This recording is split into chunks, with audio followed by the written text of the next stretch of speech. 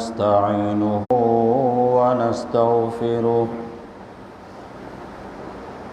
ونستغفره ونؤمن به ونتوكل عليه ونعوذ بالله من شرور أنفسنا ومن سيئات أعمالنا من يهده الله فلا مضل له ومن يضلله فلا هادي له شهادة أن لا إله إلا الله وحده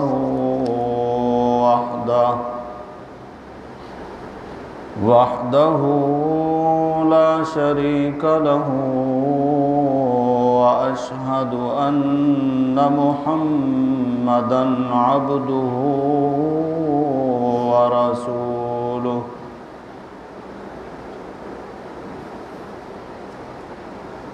أما بعد فأعوذ بالله من الشيطان الرجيم بسم الله الرحمن الرحيم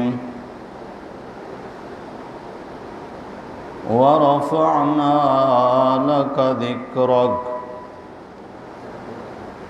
سبحان ربك رب العزة عما يصفون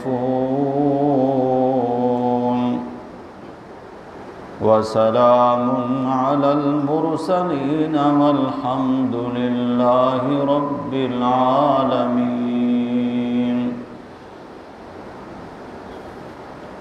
اللهم صل على محمد وعلى آل محمد كما صليت على إبراهيم وعلى آل إبراهيم إنك حميد مجيد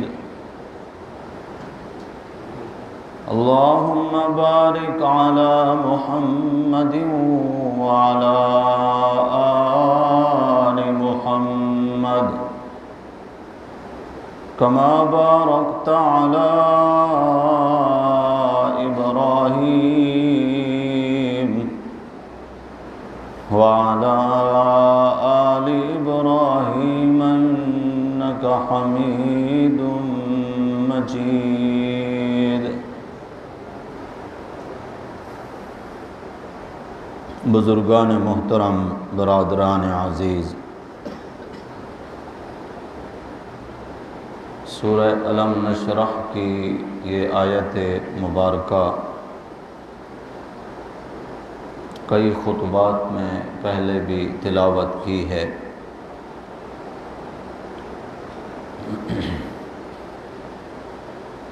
عظمت محمد الرسول اللہ صلی اللہ علیہ وسلم کے بیان میں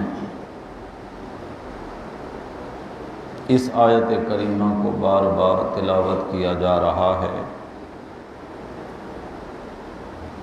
اللہ تعالیٰ نے اپنے نام کے ساتھ جوڑا ہے اپنے محبوب نبی کریم صلی اللہ علیہ وسلم کا مبارک نام۔ رہتی دنیا تک اللہ کا نام بھی رہے گا اور اللہ کے ساتھ اللہ کے حبیب کبریا کا نام بھی رہے گا۔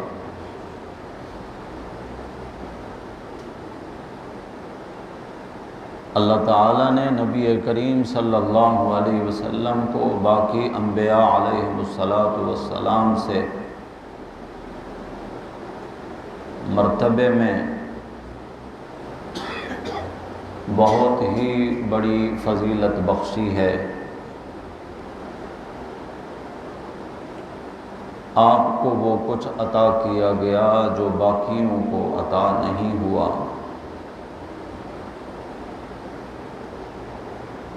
اللہ تعالیٰ نے میرے نبی صلی اللہ علیہ وسلم کے ذکر کو بلند کیا ہے اور امت محمد الرسول اللہ صلی اللہ علیہ وسلم کو پابند کیا ہے کہ تمہیں دنیا اور آخرت کی اگر کامیابی چاہیے تو میرے نبی کی اتباع کرو۔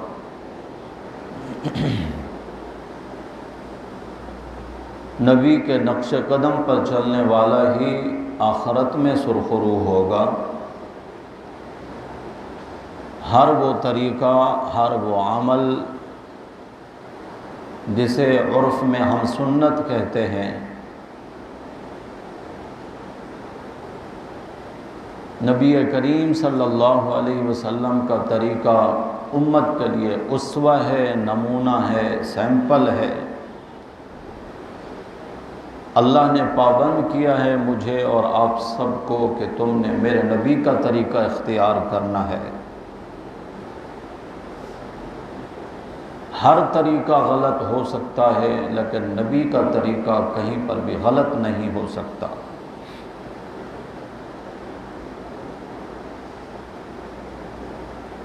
اللہ نہ کرے کبھی کوئی ایسا موقع آ جائے کہ ایک طرف دنیا کے اصول اور ضوابط ہوں اور ان کے رواج ہوں، رسومات ہوں، اور دوسری طرف میرے نبی کا طریقہ ہو، سنت ہو۔ ان دونوں میں سے اگر پسند کی بات آ جائے تو ایک مومن کے لیے اس کے سوا چارہ ہی نہیں کہ وہ نبی کے طریقے کو پسند نہ کرے۔ کون ہو سکتا ہے جو محمد الرسول اللہ صلی اللہ علیہ وسلم کے طریقے کو پسند نہ کرے، جن کے طریقے کو اللہ نے پسند فرمایا؟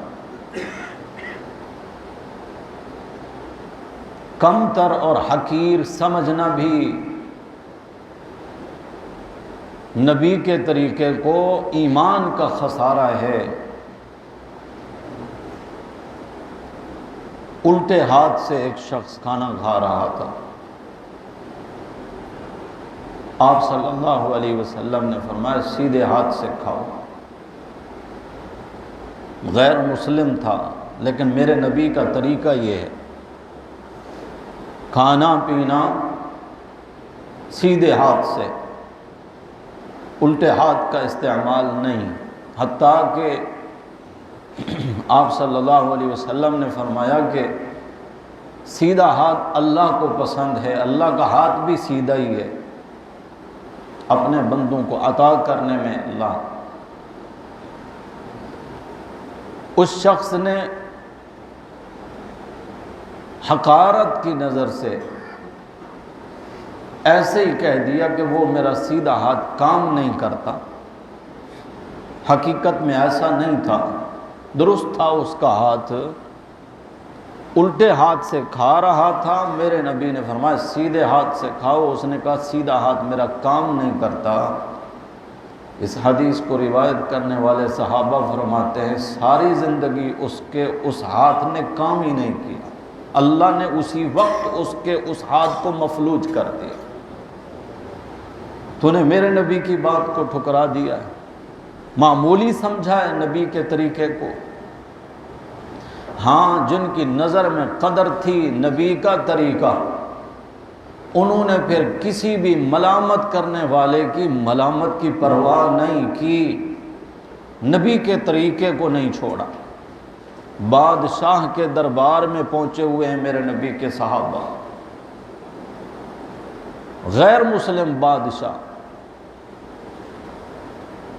لیکن آنے والوں کا اکرام، مہمان نوازی کے لیے دسترخوان بچھایا گیا، کھانا لگا، سارے ہی کھانے میں مصروف ہیں۔ صحابی رسول کے ہاتھ سے نوالا گر گیا، انہوں نے دسترخوان سے اٹھانا چاہا، برابر والے صحابی نے کوہنی ماری کہ یہ بادشاہ کا دسترخوان ہے۔ یہ لوگ اس چیز کو معیوب سمجھتے ہیں کہ گری پڑی چیز کو اٹھانا ہے۔ پھر کھانا ہے، کیا سمجھیں گے؟ کہیں گے کہ مسلمان بھوکے ہیں، ایک نوالا نہیں چھوڑا۔ جو صحابی نوالا اٹھا رہے تھے انہوں نے نوالا اٹھایا بھی، کھایا بھی، اور اپنے ساتھی کو سمجھایا ان دنیا داروں کی وجہ سے میں اپنے نبی کی تعلیم کو چھوڑ دوں، صرف اس بنیاد پہ کہ وہ ہمیں طعنہ دیں گے یا اپنے دل میں ہمیں برا خیال کریں گے۔ مجھے اس کی کوئی پرواہ نہیں، پرواہ اس چیز کی ہے کہ میرے کسی عمل سے اللہ کے نبی صلی اللہ علیہ وسلم کی تعلیم نہ چھوٹنے پائے۔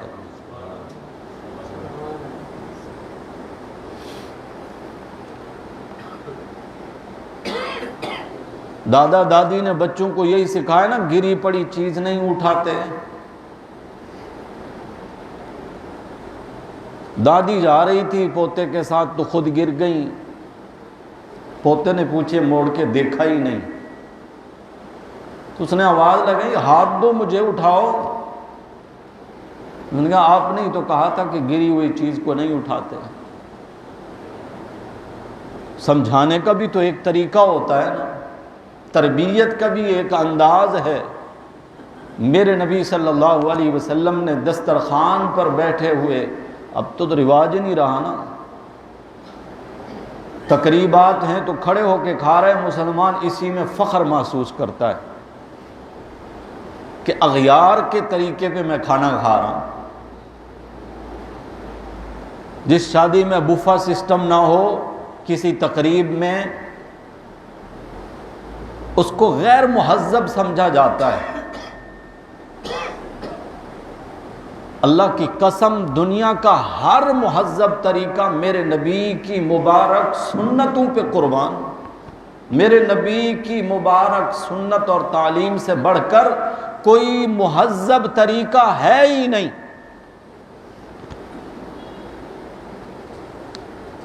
اور میرے نبی کا جو طریقہ ہے وہ زمین پہ بیٹھ کے کھانا کھانا۔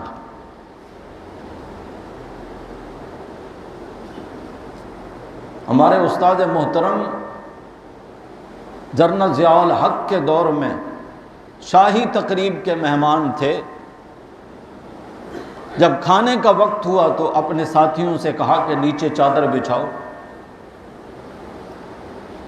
انہوں نے کہا یہاں پر جنرل، کرنل، وزیر، مشیر سارے لوگ ہیں، کرسیاں بھی ہیں، ٹیبل بھی ہیں، ہم نیچے بیٹھیں گے۔ فرمایا تم ان کی طرف کیوں دیکھتے ہو، نبی کی طرف دیکھو۔ نیچے چادر بچھا کر وہیں پر کھانا لایا گیا اور وہاں زمین پہ بیٹھ کے کھانا کھایا۔ اس میں اگر آپ بے عزتی محسوس کرتے ہیں تو پھر سمجھ لیجئے نبی کی عزت دل میں نہیں ہے، اپنی عزت کا خیال ہے۔ اور یہ عزت کے معیار جو ہم نے بنا رکھے ہیں یہ ہمارے بنائے ہوئے جھوٹے معیار ہیں۔ سچا معیار تو وہی ہے جس میں میرے نبی کی عزت کا پرچار ہو، میرے نبی کی عزت اونچی ہو۔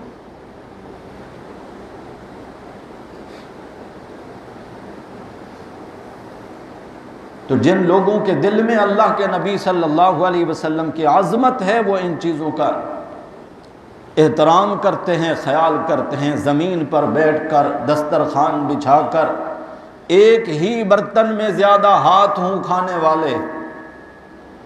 اب تو کھانے سے پہلے ہی سب کے سامنے الگ الگ پلیٹیں رکھ دی جاتی ہیں، ہر کوئی اپنے حساب سے ڈالے اور کھائے۔ فرمایا برکت اس کھانے میں ہے جس میں ہاتھ زیادہ ہوں۔ ماں باپ بھی ساتھ بیٹھے ہیں، بچے بھی ہیں، ایک ہی تھال کے اندر سالن نکالا ہوا ہے، سب کے ہاتھ اسی میں ہیں، اسی میں سے کھا رہے ہیں۔ فرمایا اس میں برکت ہے۔ یہ برکت کا جو اعلان ہے یہ اللہ کے نبی صلی اللہ علیہ وسلم کا فرمایا ہوا ہے۔ آج ہمارے گھر برکت سے خالی کیوں ہیں؟ کیونکہ نبی کے طریقے سے خالی ہو گئے ہمارے گھر۔ مل کر کھانا کھانے کا رواج ختم،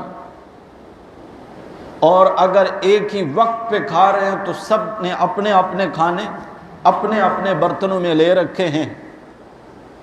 بظاہر تو یہ باتیں معمولی ہیں، کہنے والا کہہ دے گا کہ کیا قیامت کے دن اللہ تعالیٰ ہم سے یہی پوچھیں گے کہ تم نے الگ الگ پلیٹوں میں نکالا تھا یا ایک ہی برتن میں کھا رہے تھے؟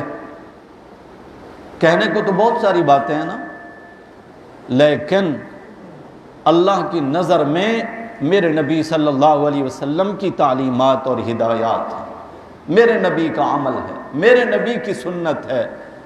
اللہ نے ہم مسلمانوں کو اسی کا تابعدار بنایا ہے، اسی کی اتباع کرنے کا حکم فرمایا ہے۔ وجہ اس کی یہ بھی ہے کہ ہمارے نبی صلی اللہ علیہ وسلم اللہ کے آخری نبی ہیں، ربانی تعلیمات کے آخری پیغامبر، پھر کسی نے نہیں آنا تعلیم دینے کے لیے۔ اس لیے ہر خوبی، ہر عزت کا معیار، ہر اچھا عمل میرے نبی کے گھر سے، میرے نبی کے در سے ہو کر آتا ہے، کیونکہ بعد میں کسی اور نے آنا نہیں ہے جس نے تربیت کرنی ہو، جس نے اپنی تعلیم دینی۔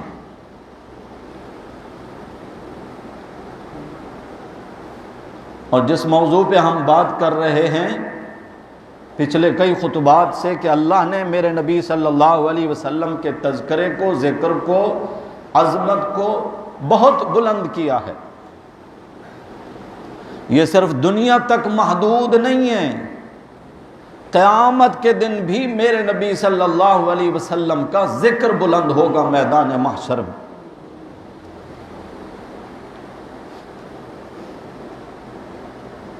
فرمایا میدان محشر میں ساری خلقت اس کیفیت میں ہوگی کہ سورج سوا نیزے کے قریب ہے، زمین تانبے کی ہو چکی، کوئی سایہ نہیں ہے، کسی جسم پر لباس نہیں ہے، ہر ایک اس فکر میں کھڑا ہے کہ اب جب حساب شروع ہوگا میرا کیا بنے گا۔ اللہ نے تو پوچھنا ہے، یوم جزا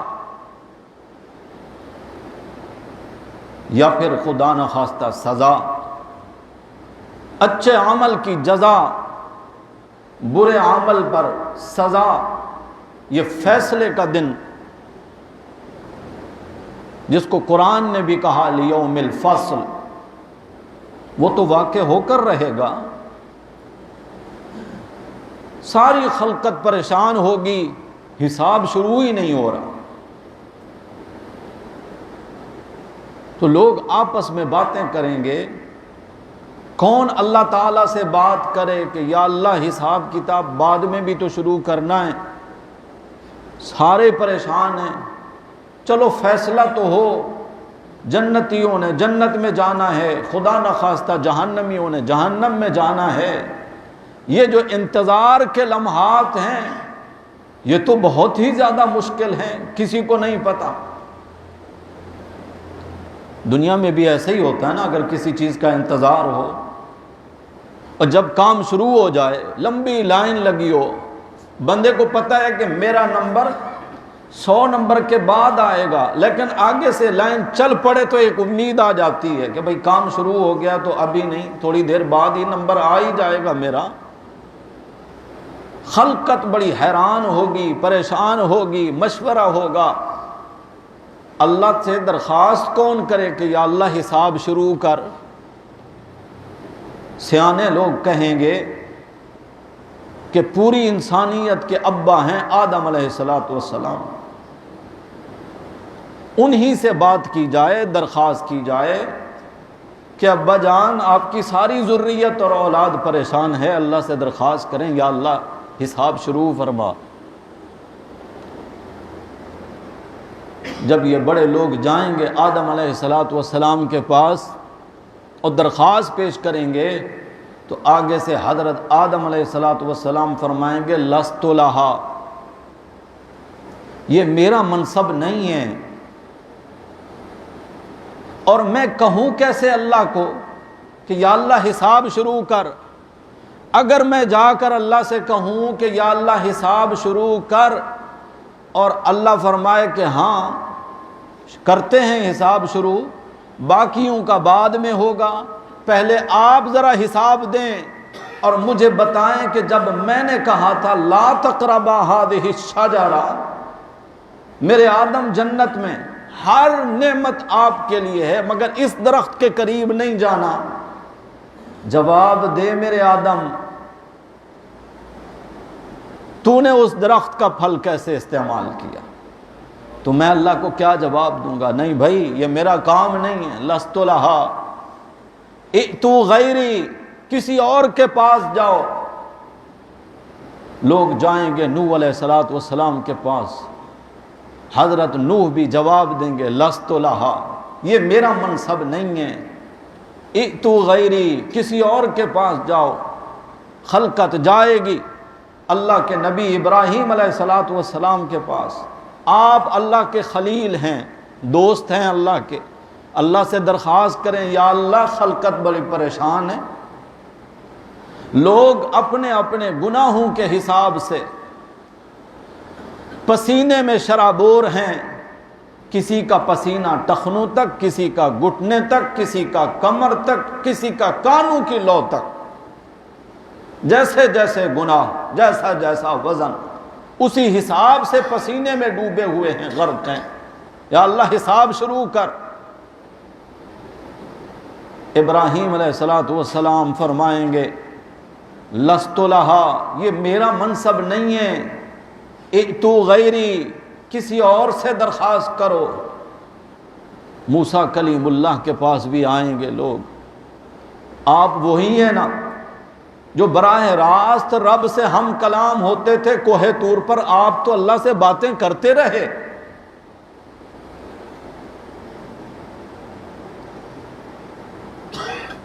آپ درخواست کریں اللہ سے کہ یا اللہ حساب شروع کر۔ حضرت موسیٰ بھی فرمائیں گے لست لہا، یہ میرا منصب نہیں ہے، میرا کام نہیں ہے، یہ میں نہیں کر سکتا، ائتو غیری۔ لوگ آ جائیں گے اللہ کے نبی عیسیٰ علیہ السلام کے پاس، آپ کو اللہ نے کلمۃ اللہ بنایا ہے، باقیوں سے ہٹ کر اللہ نے آپ کو بغیر باپ کے پیدا فرمایا، اور بڑے کمالات معجزات سے اللہ نے نوازا آپ کو۔ آپ اللہ سے درخواست کریں یا اللہ حساب شروع کر۔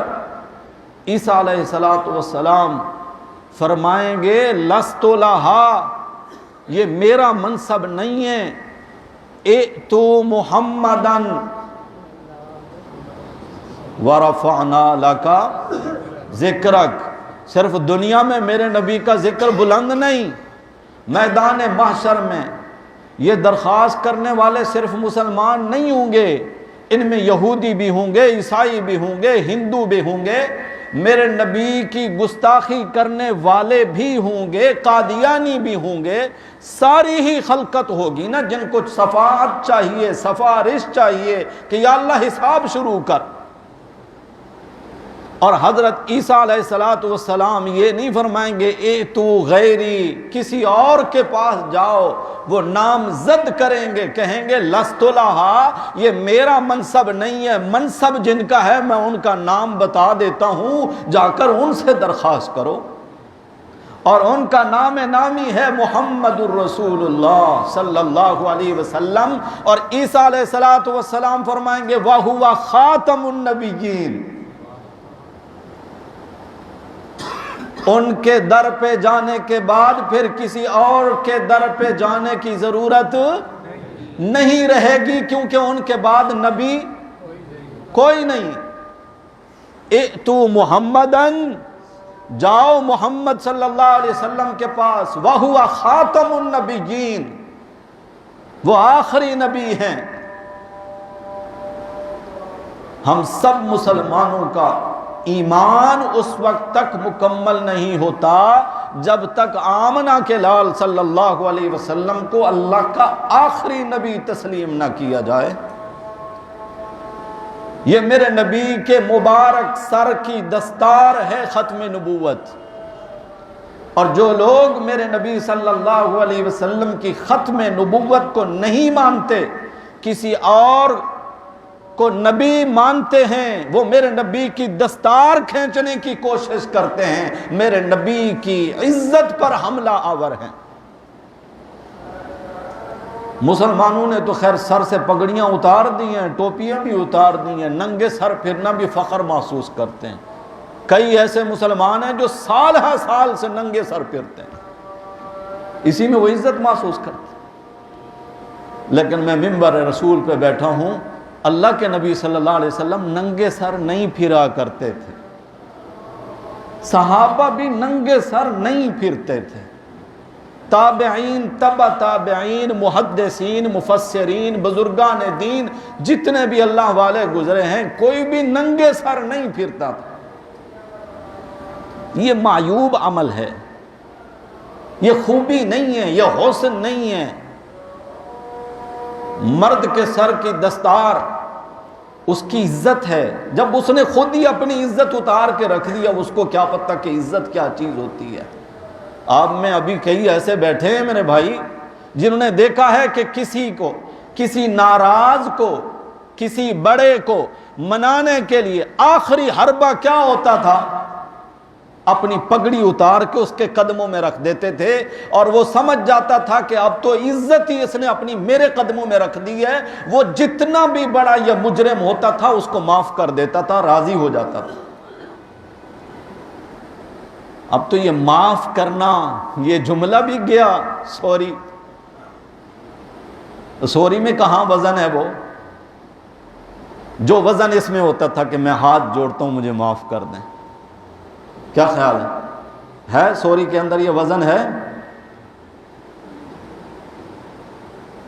اللہ سے بھی یہی کہیں گے، یا اللہ سوری، اللہم انک عفو تحب العفو فاعف عنی، جملہ معافی کا ہی آ رہا ہے۔ اے اللہ تو معاف کرنے والا ہے، معافی کو پسند فرماتا ہے، مجھے معاف کر دے میرے اللہ۔ لیلۃ القدر کے لیے نبی کریم صلی اللہ علیہ وسلم نے یہی دعا تعلیم فرمائی ہے نا امت کو۔ وہ سارے طریقے ہم سے چھوٹے جا رہے ہیں، چھوٹتے چلے جا رہے ہیں۔ ختم نبوت میرے نبی کے مبارک سر کی دستار ہے، تاج ہے آمنہ کے لال صلی اللہ علیہ وسلم کا۔ میرے نبی کو تو اللہ نے وہ یہ اعزاز بخشا ہے، جب آپ نے اعلان نبوت فرمایا۔ پہلے نبی جتنے آتے تھے ان کا ایک وقت متعین تھا۔ ابراہیم علیہ السلام نبی ہیں ایک علاقے کے، برابر والے علاقے میں آپ کے بھتیجے لوط علیہ السلام نبی ہیں۔ مصر کے اندر موسیٰ علیہ السلام اللہ کے نبی ہیں، مدین کے اندر شعیب علیہ السلام اللہ کے نبی۔ ایک ہی وقت ہے، ایک ہی زمانہ ہے۔ داؤد علیہ السلام اللہ کے نبی ہیں، انہی کے بیٹے سلیمان علیہ السلام انہی کے زمانے میں اللہ کے نبی ہیں۔ ایسی کئی مثالیں۔ لیکن آمنہ کے لال صلی اللہ علیہ وسلم کا جب زمانہ نبوت آیا تو اب آپ اکیلے ہی نبی ہیں، اب اور کوئی نبی نہیں۔ اور آپ کا زمانہ نبوت جب سے آپ نے اعلان نبوت فرمایا اس وقت سے لے کر قیامت تک یہ سارا زمانہ میرے نبی کی نبوت کا زمانہ ہے۔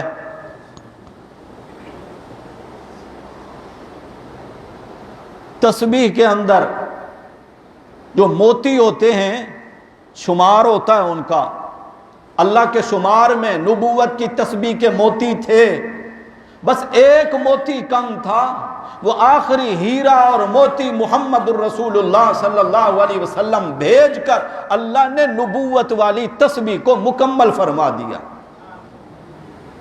ایک دانہ کم تھا تب بھی تسبیح نامکمل تھی، بعد میں تو کسی نے آنا ہی نہیں تھا۔ اب اگر کسی اور کو کوئی گھسیڑنا چاہے اس نبوت والی تسبیح میں، میرا رب اس کو تسلیم نہیں کرتا۔ ما کان محمد ابا احد من رجالکم ولکن رسول اللہ وخاتم النبیین. اللہ نے میرے نبی صلی اللہ علیہ وسلم کو خاتم النبیین بنایا. یہ آیت آئی ہے سورۃ الاحزاب میں. موضوع خشک تو نہیں ہے، سر کے اوپر تو نہیں گزر رہا. فتنے کا دور ہے. میرے نبی کی ختم نبوت پر حملہ بڑی شدت کے ساتھ جاری ہے. عام مسلمانوں کو اس کا ادراک نہیں ہے. نوجوان نسل اس وقت بہت زیادہ گمراہ ہو رہی ہے. سوشل میڈیا کے ذریعے یہود و نصارہ اور ان کے ایجنٹ منافقین مسلمانوں کے روپ میں ایسے ایسے شکوک و شبہات پھیلا رہے ہیں کہ الامان والحفیظ. اگر آج ہم نے اس بات کی فکر نہ کی، اللہ نہ کرے ہماری نسل بے دین ہو کر نہ مریں. دعا کریں اللہ کرے ہم سب کا خاتمہ ایمان پر ہو.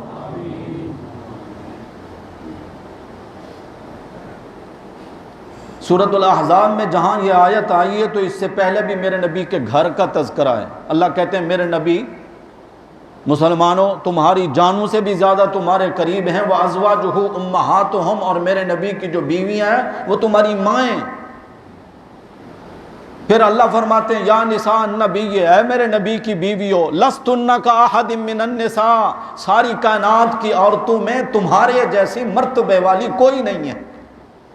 کیونکہ میرے نبی کے بستر کی زینت بنی ہو تم، جنہوں نے اپنے ہاتھ سے روٹیاں پکا کے کھلائیں میرے نبی کو، میرے نبی کا بستر بچھایا، میرے نبی کے لباس کو دھویا، میرے نبی کی اولاد کی مائیں بنی. لستن کا احد من النساء، جملہ کیسا ہے؟ اللہ کہتے ہیں کہ ایک بھی عورت تمہارے جیسی نہیں ہے. حالانکہ عورتیں تو پہلے والی میرے نبی سے پہلے جو نبی آئے ہیں ان نبیوں کی مائیں بھی تو گزری ہیں، ان نبیوں کی بیویاں بھی گزری ہیں، ان نبیوں کی بیٹیاں بھی آئی ہیں. مگر آسمان کا رب کہتا ہے لستن کا احد من النساء، تمہارے جیسے مرتبے والی کوئی ایک بھی نہیں ہے. خاتم النبیین والی آیت کے بعد آگے چل کر پھر اللہ کہتے ہیں لا تنکحوا ازواجہ من بعدہ ابدا. میرے نبی کے بعد، میرے نبی کی وفات کے بعد میرے نبی کی کسی بیوی سے نکاح کرنا تمہارے لیے جائز نہیں ہے. کیونکہ ازواجہ امہاتہم، میرے نبی کی بیویاں تو تمہاری مائیں ہیں، ماں کے ساتھ کیسے نکاح ہو سکتا ہے؟ بیچ میں آیت آ گئی لاکر رسول اللہ و خاتم النبیین.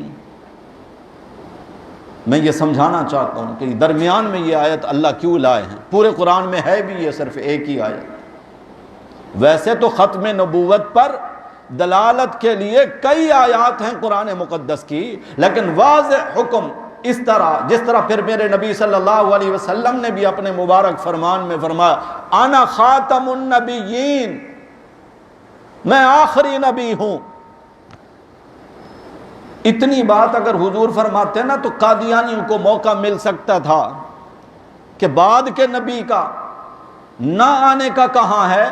اس لیے اللہ کے نبی صلی اللہ علیہ وسلم سے اللہ نے کہلوایا میرے پیغمبر بات مکمل فرما دیں. حضور نے فرمایا خاتم النبیین، انا خاتم النبیین، میں آخری نبی ہوں، لا نبی بعدی، میرے بعد کوئی نبی نہیں.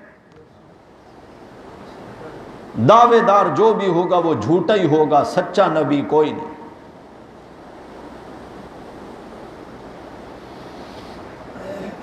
حضور اکرم صلی اللہ علیہ وسلم کے منہ بولے بیٹے تھے حضرت زید رضی اللہ تعالیٰ عنہ. زمانہ جاہلیت سے دستور چلا آ رہا تھا، منہ بولے بیٹے کے لیے بھی وہی احکامات لوگ سمجھتے تھے جو حقیقی بیٹے کے لیے ہوتے ہیں. منہ بولا بیٹا بھی وراثت کا حصے دار ہوتا، منہ بولے بیٹے کے لیے وہی اصول ہوتے جو حقیقی بیٹے کے ہیں، جبکہ شریعت مطہرہ اس کو تسلیم نہیں کرتی۔ منہ بولے بیٹے کی کوئی حیثیت نہیں، پیار ہے، محبت ہے، سب کچھ ہے، اگر وہ صرف منہ بولا بیٹا ہے وہ آپ کی بیٹیوں کے بیچ میں نہیں بیٹھ سکتا، وہ ان کے لیے غیر محرم ہے، آپ کی بیوی کے لیے غیر محرم ہے۔ صرف کسی کو بیٹا کہہ دینے سے وہ بیٹا نہیں بنتا، یہ ایک رسم تھی، دستور تھا، رواج تھا۔ اور حقیقی بیٹے کے لیے جو احکامات ہیں وہ یہ ہیں کہ جو اس کی بیوی ہے یعنی آپ کی بہو، وہ آپ کے لیے ایسی ہے جس طرح اپنی حقیقی بیٹی ہے، جو آپ کے بیٹے کے نکاح میں آ گئی، اگر خدا نخواستہ بیٹے کا انتقال ہو جاتا ہے یا بیٹا طلاق دے دیتا ہے، تب بھی سسر کے لیے بہو ساری زندگی کے لیے حرام ہے، اس طرح جس طرح کی حقیقی بیٹی ہوتی ہے۔ یہ مسئلے کی بات بیچ میں آ گئی، اس کو ذرا سمجھ لیں۔ سسر اپنی بہو کے لیے ایسا ہی ہے جس طرح سگا باپ ہے حقیقی باپ، کیونکہ حقیقی باپ سے بھی ہمیشہ ہمیشہ کے لیے رشتہ کرنا، نکاح کرنا حرام ہے، اسی طرح سسر کے لیے بھی یہی حکم ہے جو حقیقی باپ والا ہے۔ آج معاشرے کے اندر بہت بگاڑ ہے ان مسائل کو نہ سمجھنے کی وجہ سے۔ بہو کی طرف سے ڈیمانڈ ہوتی ہے کہ تمہارے ماں باپ کے ساتھ میں نے نہیں رہنا، تیرا باپ میرے کمرے میں کیوں آیا، میرا کیا لگتا ہے؟ سمجھ رہے ہو بھائی؟ ہیں اس طرح کے معاملات۔ بوڑھے آ کر میرے پاس روتے ہیں، سسر بتا رہا ہے پانی کا وال لگا ہوا تھا، اس سائیڈ پہ بہو کے کمرے سے راستہ جاتا تھا، اس وقت بہو سو رہی ہوتی تھی، اور فلیٹوں کی زندگی گزارنے والوں کو پتہ ہے کہ ان کے لیے چند گیلن پانی کس قدر قیمتی ہوتا ہے، اور جس ٹائم پہ پانی آتا تھا وہ وال میں نے کھولنا ہے کہ وہ سو رہی ہے، اگر میں نے نہیں بھرا تو پھر پانی نہیں ملے گا۔ بہو نے ہنگامہ کھڑا کر دیا ہے گھر میں، وہ رو رو کے کہہ رہا ہے کہ بہو نے صاف انکار کر دیا کہ اب میں تمہارے ساتھ کبھی بھی نہیں رہوں گی، قطعاً نہیں رہنا مجھے اس گھر میں، تمہارا باپ میرے کمرے میں کیوں آ گیا؟ وہ جو تمہارا باپ ہے نا وہ اس کا بھی باپ ہے، شریعت کہتی ہے کہ وہ اس کے ساتھ کبھی بھی نکاح نہیں ہو سکتا۔ حرمت والا رشتہ جس طرح اپنے حقیقی باپ کے ساتھ ہے اسی طرح سسر کے ساتھ بھی۔ یہ تو خیر بیچ میں بات آ گئی۔ نبی کریم صلی اللہ علیہ وسلم کے منہ بولے بیٹے حضرت زید،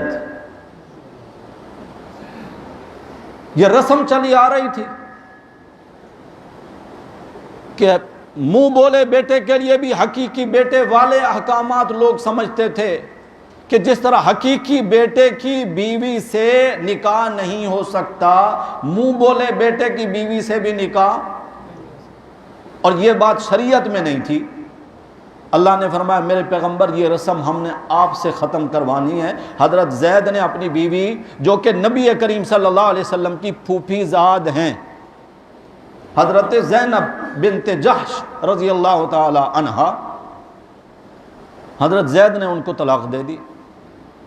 اللہ نے فرمایا میرے پیغمبر زوجناکہا، ہم نے آپ کا نکاح ان سے کر دیا۔ زوجناکہا، زینب سے ہم نے آپ کا نکاح کر دیا۔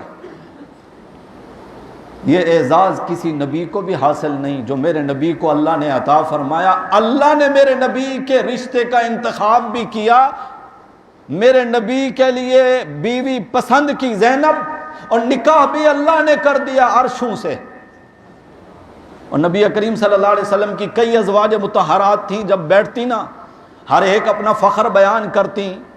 ابو بکر کی بیٹی عائشہ کہتی کہ میں ابو بکر کی بیٹی ہوں، عمر کی بیٹی حفصہ کہتی کہ میں عمر کی بیٹی ہوں، حضرت زینب کہتی چھوڑو، کسی کا نکاح تم میں سے کسی کے باپ نے پڑھایا ہے، کسی کا نکاح علاقے کے بڑے بزرگ نے پڑھایا ہے، میں وہ ہوں جس کا نکاح اللہ نے عرشوں پر پڑھایا۔ زوجنا کہا، اللہ کہتے ہیں ہم نے ان کا نکاح آپ سے کر دیا۔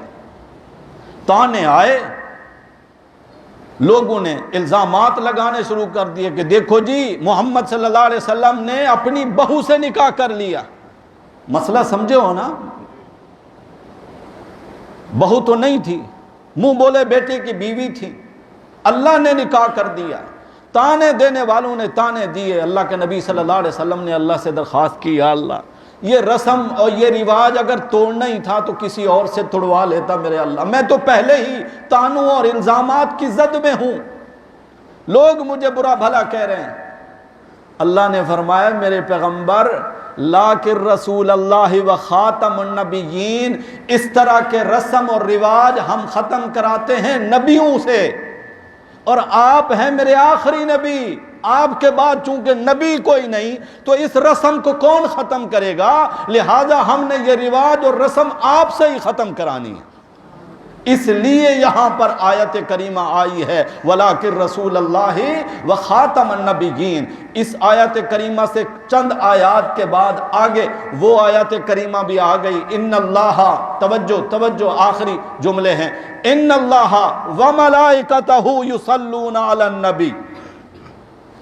یہ جہاں پر آیت آئی ہے خاتم النبیین کی، اسی سے آگے پھر یہ آیت کچھ آیات کے بعد اسی صورت میں، بے شک اللہ تعالیٰ بھی اس کے فرشتے بھی یصلون علی النبی، نبی کی ذات پر درود بھیجتے ہیں۔ یا ایھا الذین آمنوا، اے ایمان والو، صلو علیہ وسلموا تسلیما، تم بھی درود بھیجو میرے محمد صلی اللہ علیہ وسلم کی ذات پر۔ یہ درود کیا ہے؟ ہم جس طرح درود پڑھتے ہیں تو کیا اللہ بھی درود پڑھتا ہے؟ اللہ جو کہہ رہے ہیں ان اللہ وملائکتہ، کہ اللہ بھی درود بھیجتا ہے، اس کے فرشتے بھی درود بھیجتے ہیں، تو اس کا یہ مطلب نہیں ہے کہ جس طرح ہم درود پڑھتے ہیں تو اللہ بھی اسی طرح پڑھتا ہے، فرشتے بھی اسی طرح پڑھتے ہیں۔ دراصل درود ہے شاباش، اللہ شاباش دیتے ہیں، میرے نبی تو نے جو رسم توڑی، لوگوں کے تانے کی پرواہ نہیں کی، الزامات برداشت کیے، گالیاں صحیح ہیں لوگوں کی، میرے پیغمبر شاباش، اللہ رحمت فرماتے ہیں، فرشتے دعائے رحمت کرتے ہیں۔ اے ایمان والو تم بھی میرے نبی کی ذات پر درود بھیجو، یعنی تم بھی سارے کے سارے شاباش دو نا میرے نبی کو۔ یا اللہ ہم تو ہیں چھوٹے، ہم نے یہ دیکھا ہے کہ ہمیشہ بڑے چھوٹوں کو شاباش دیتے ہیں، چھوٹے اچھا نمبر لے کر آئیں، اچھی تعلیم حاصل کریں، کوئی اچھا کام کریں، والد نے کوئی کام ذمہ لگایا تھا اس کو اچھے طریقے سے مکمل کریں، تو ماں باپ کی طرف سے، بڑوں کی طرف سے کیا ملتی ہے؟ شاباش ملتی ہے۔ یا اللہ ہم تو چھوٹے ہیں، تیرا نبی بہت بڑا ہے، تیرے نبی کا مرتبہ بہت اونچا ہے، ہم کیسے شاباش دیں؟ یہی سوال کیا تھا صحابہ نے، یا رسول اللہ اللہ نے حکم دیا درود کا، ہم کیسے درود بھیجیں؟ تو نبی کریم صلی اللہ علیہ وسلم نے فرمایا واقعی تم چھوٹے ہو، تم میرے نبی پر درود نہیں بھیج سکتے، تم کہا کرو اللہم صلی علی، اے اللہ تو درود بھیج محمد صلی اللہ علیہ وسلم کی ذات پر، میں شاباش نہیں دے سکتا، چونکہ تو میرے نبی سے بھی بڑا ہے میرے اللہ، میری جانب سے بھی تو ہی شاباش دے دے۔ مجھے کیا ملے گا جب میں یہ درخواست کروں کہ یا اللہ میرے نبی کی ذات پر تو شاباش بھیج، تو رحمت بھیج؟ فرمایا جب تو یہ کہے گا نا اللہ تیری ذات پر 10 مرتبہ رحمتوں کا نزول فرمائیں گے۔ آخر دعوانا الحمدللہ رب العالمین۔